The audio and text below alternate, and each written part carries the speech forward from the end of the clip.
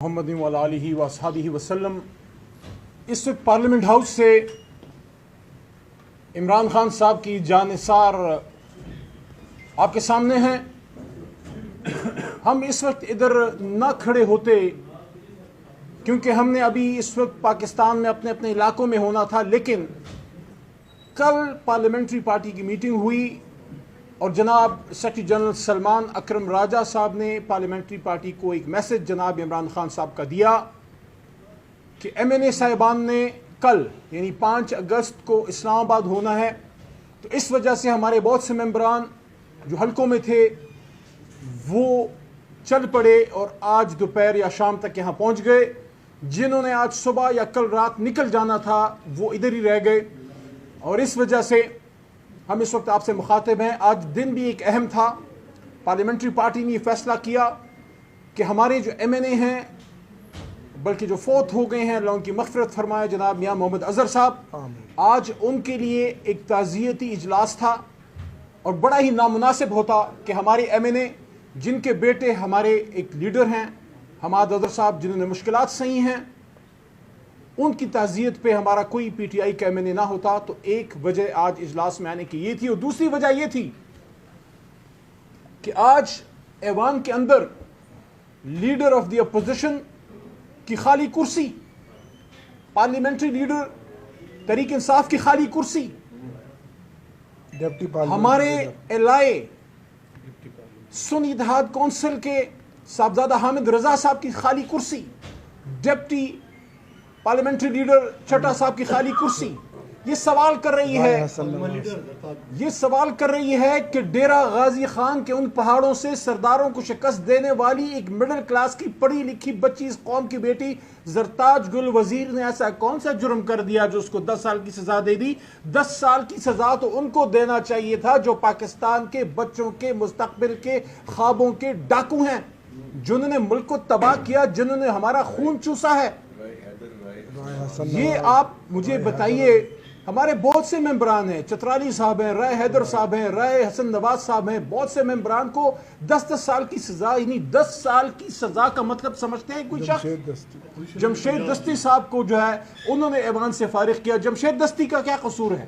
اس کا وہی قصور ہے جو زرتاج گل وزیر کا قصور ہے، کہ جمشید دستی نے ایک مڈل کلاس کا ایک شخص جو ہے اس نے سرداروں نوابوں کو چیلنج کر دیا، وہ یہاں غریب کی بات کرتا ہے۔ تو آج یہ پورا ایوان عمر ایوب صاحب کی خالی کرسی سوال کر رہی ہے کہ یہ کیسی جمہوریت ہے جس میں اپوزیشن لیڈر سینٹ جناب شبلی فراز صاحب، جو عمران خان صاحب کے مشکلوں کے ساتھی، ان کے چیف آف سٹاف، جب عمران خان پہ مشکل آئی شبلی فراز ان کے ساتھ کھڑے، ان پہ بڑے بڑے لوگوں نے الزامات لگائے، عمر ایوب پہ الزامات لگائے، ہم سمیت۔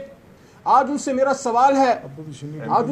سوال ہے پنجاب کے احمد خان بچر صاحب بھی، کہ یہ وہ لوگ ہیں جو قربانی دے کے کھڑے ہیں، جو 10 سال کی سزا اپنے دامن میں فخر کے ساتھ لپیٹ کے کھڑے ہیں، جو فخر سے کھڑے ہیں، جو ہمت سے کھڑے ہیں، جو جرت سے کھڑے ہیں، جنہوں نے حوصلہ نہیں ہارا، جنہوں نے غیرت کا دامن نہیں چھوڑا، ان لوگوں کو آج ضرور اپنے گریبان میں جھانکنا چاہیے، جو عمران خان کے ہیروز کو، ان شیروں اور شیرنیوں پہ سوال اٹھاتے تھے۔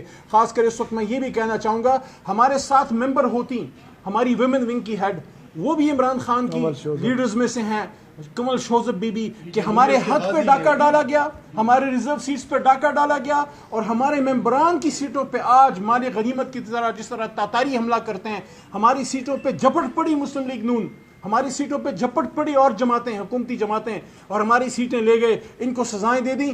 بہرحال کل ایک اہم دن ہے، ہمارے لوگوں نے پرامن رہنا ہے۔ عمران خان صاحب ہمیشہ پرامن تحریک کی بات کرتے ہیں، اور کل کا احتجاج کس لیے ہے؟ کل کا احتجاج اس لیے ہے کہ اس لیڈر کو باہر نکالو جس نے پاکستان کے عوام کی بات کی۔ ابھی تھوڑی دیر پہلے ہمارے جو تحریک تحفظ آئین کے چکزئی صاحب ہیں، انہوں نے بھی آئین کی بات کی۔ میں پاکستان کے تمام پولیٹیشنز کو یہ کہنا چاہتا ہوں کہ عمران خان صاحب کی کوئی ذاتی لڑائی تھی؟ اگر انہوں نے سٹینڈ لیا تھا پاکستان کی سوورنٹی کا اور ایبسولوٹلی ناٹ کا تھا، تو کیا کسی بنی گالا کی زمین کا جھگڑا تھا امریکہ یا کسی اور طاقت سے؟ اگر عمران خان پاکستان سے باہر روس جا رہے تھے تو کیا ذاتی تعلقات پوٹن سے بنانے تھے، یا پاکستان کے لیے سستا تیل اور آزاد خارجہ پالیسی کرنی تھی؟ آج مجھے بتائیں، غزہ میں خون ہے، ہمارے بچے ہمارے بدن کے ٹکڑے جگر گوشے غزہ میں بھوک اور پیاس سے مر رہے ہیں. آج اگر فلسطین کا وکیل باہر ہوتا, وزیر اعظم عمران خان ہوتا, آپ دیکھتے کہ کس طرح وہ گرجدار آواز میں آواز اٹھاتا, اور کسی کی جرت ہی نہ ہوتی یہ جو غزہ میں ہوا. ان کو پتا ہوتا کہ ایک نیوکلیر اسلامک اسٹیٹ کا وزیر اعظم عمران خان فلسطین کاز کے ساتھ کھڑا ہے. میں نے عمران خان صاحب کو, بات میری لمبی ہو رہی ہے میں ختم کر رہا ہوں, میں نے عمران خان صاحب کو آج سے 2.5 سال پہلے بنی گالا میں جب ایک بڑے عالم دین ان کے ساتھ موجود تھے, میں نے یہ بات کی, اور پھر وہی بات میں نے نومبر میں عمران خان صاحب کو ریپیٹ کی کہ خان صاحب آپ کو یاد ہے میں نے آپ کو کہا تھا کہ آپ کو سب سے بڑی سزا اس بات کی دی جا رہی ہے کہ آپ نے امت مسلمہ کو ادھر اسلام آباد میں اکٹھا کیا, اور آپ نے اس پارلیمنٹ ہاؤس میں کھڑے ہو کے یہ کہا کہ آؤ ہم اس ملک اور پوری اسلامک امہ ایک اسلامک بلاک بناتے ہیں اسرائیل کے خلاف اور ہندوستان کے خلاف, مسئلہ فلسطین, مسئلہ کشمیر کے لیے. تو عمران خان کا کاز کیا ہے؟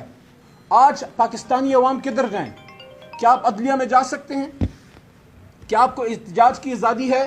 اس پارلیمنٹ ہاؤس سے کچھ قدم کے فاصلے پہ ہمارے لوگوں کو مارا نہیں گیا, ہمارے ادھر اسی ایوان سے ہمارے لوگوں کو اٹھا کے نہیں لے گئے. یہ ہمارے ساتھ لیفٹ سائڈ پہ ہمارے چیف وپ عامر ڈوگر صاحب کھڑے ہیں, ان کو اس ایوان سے اور ہمارے ساتھیوں کو جس طریقے سے بےعزتی کے ساتھ گرفتار کیا گیا, اٹھایا گیا, آج تک اس کا پتہ نہیں لگا کس نے کیا ہے. عمران خان کی آخری بات, عمران خان کی لڑائی کسی ادارے سے نہیں, عمران خان صاحب کی لڑائی کسی شخص سے نہیں, عمران خان صاحب کی لڑائی ان کی جدوجہد اس سوچ سے ہے کہ اس ملک کو کسی شخص کی ذاتی انا کے لیے نہیں, آئین کے مطابق اس ملک نے چلنا ہے, ادارے نے اپنا کام کرنا ہے, جمہوریت نے اپنا چلنا ہے, جوڈیشری نے اپنا کام کرنا ہے. آزاد جوڈیشری, ایک بالادست سول سپریمیسی اور ایک تگڑی فوج اس ملک کی ضرورت ہے. اور عمران خان صاحب نے ہمیشہ کہا کہ ملک بھی میری ہے اور فوج بھی میرا ہے. تو پھر ہم یہ سمجھتے ہیں کہ یہ جو لڑائی اور قوم کو جو اس آگ میں دھکیل دیا گیا ہے, اس کا فائدہ کس کو ہے؟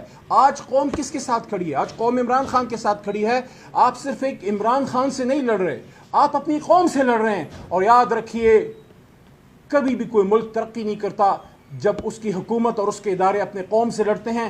آج آپ بلوچستان اور پختونخوا کی آواز سنیے, لاکھوں کے مجمع نکل رہے ہیں, یہ فاصلے بڑھ رہے ہیں, عوام اور اداروں کے بیچ میں فاصلے بڑھ رہے ہیں, اور یہ فاصلے ایک شخص ختم کر سکتا ہے اور اس کا نام ہے عمران خان. آپ موقع دیجئے جمہوریت اور آئین کو آگے چلنے کی. عمران خان صاحب سے بات کیجئے, اس کا دل بہت بڑا ہے. اڈیالہ کے اسیر سے بات کیجئے, وہ معاف کر دے گا, اور ملک کو آگے لے جانے کے لیے اس نے پہلے ہی ٹروتھ اینڈ ریکنسیلیشن اور فتح مکہ ماڈل کی بات کی ہے کہ آؤ بیٹھو اور اس ملک کو آگے لے کے چلو. کل کے احتجاج کا مقصد یہ ہے کہ عمران خان صاحب کی رہائی ہو اور باقی اسیران کی رہائی ہو, اور اس ملک میں آئین و قانون کی حکمرانی ہو. بہت شکریہ. ادھر آ جائیں بیچ میں. بسم اللہ الرحمن الرحیم. آج کا تعزیتی اجلاس جو تھا وہ میاں محمد اظہر